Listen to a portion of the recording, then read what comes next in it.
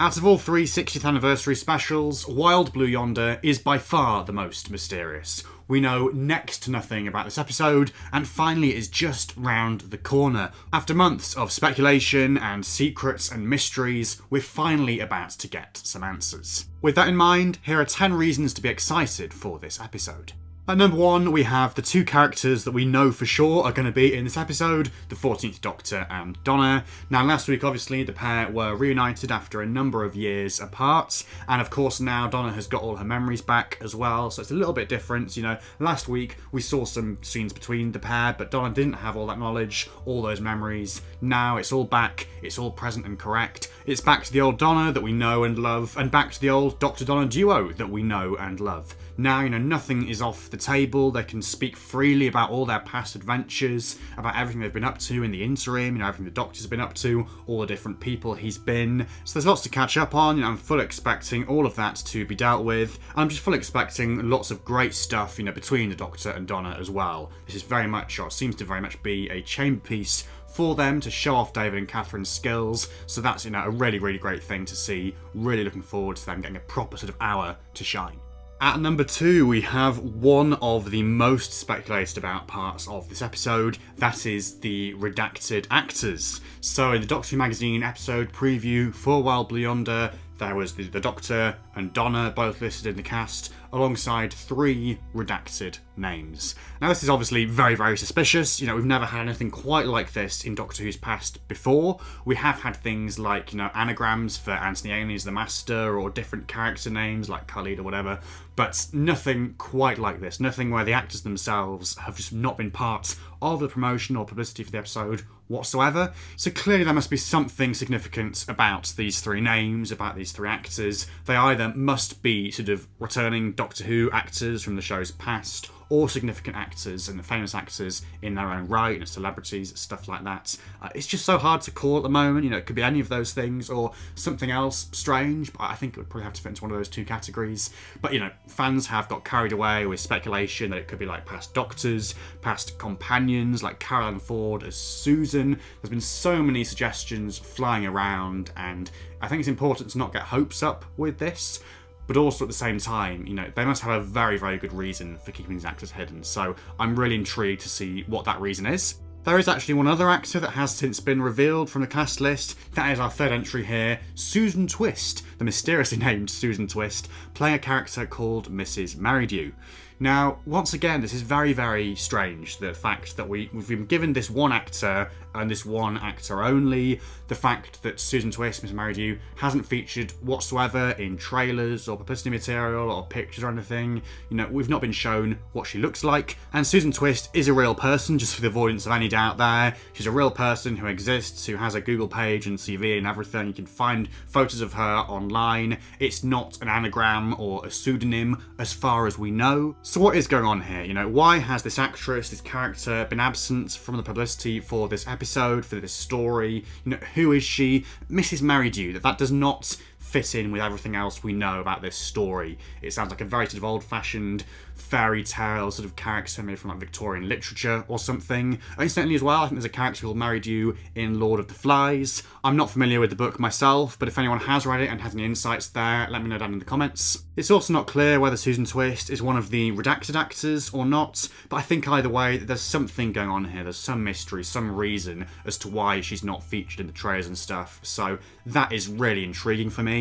At number 4, we have another element that we know is going to feature in this episode, but again hasn't been present in much of the publicity material, and that is of course this little robot that people have kind of dubbed Marvin the Robot, after the similar character in The Hitchhiker's Guide to the Galaxy, I think it is. Again with this, no idea why it's been present in like that one promotional image, the one poster for the story, but nothing else. What is going on here? What is the story? What is there to this robot? Does it speak? If so, why haven't we heard it speak? Who voices it? Could it be one of the redacted actors, or more than one of the redacted actors? Is there a person inside that costume, or is it just like a robotic thing, an entirely robotic thing? And will it help or hinder the Doctor and Donna? Is it friend or foe? Again, there are more questions than answers here, but that's kind of what makes it exciting. On the subject of foes, for the 5th entry on this list, let's turn our attention to the antagonists of this episode.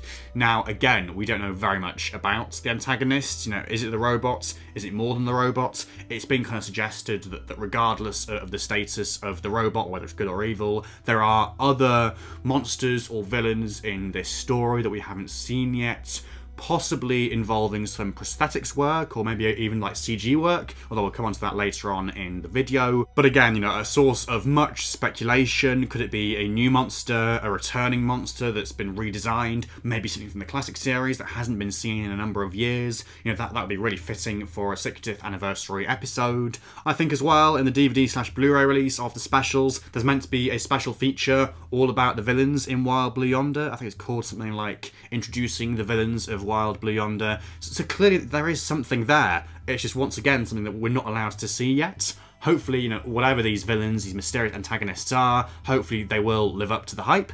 Our 6th entry is dedicated to the show's production team, the artists, the set designers, the visual effects artists, the prosthetics people, all these different people pulling together, because we've heard in interviews and stuff that this episode stretches each of those departments further than ever before, quite fittingly for an episode that apparently goes further than ever before. There's going to be some stuff in here that has stretched these departments to do things I never thought they could, some stuff that, has never been done in Doctor Who history before, some unprecedented stuff. That's what's been promised. Lots of visual effects work, some really impressive, sort of breathtaking, mind-blowing sets as well, and locations. Obviously, we've already seen some of this in the few pictures that we do have, and the trailer shots and stuff.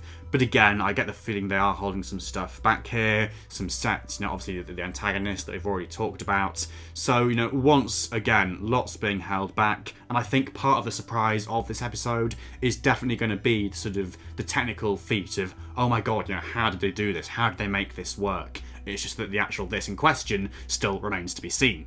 At number 7, we have the pre-title scene for this story, which, according to Rusty Davis, was shot in the open air and witnessed by no passerby or fan whatsoever. And it's apparently a really sort of interesting sequence, I think. Again, a sort of really interesting technical sequence. It was shot, on location, supposedly, and no one has any idea what it is, no one saw it, nothing has leaked.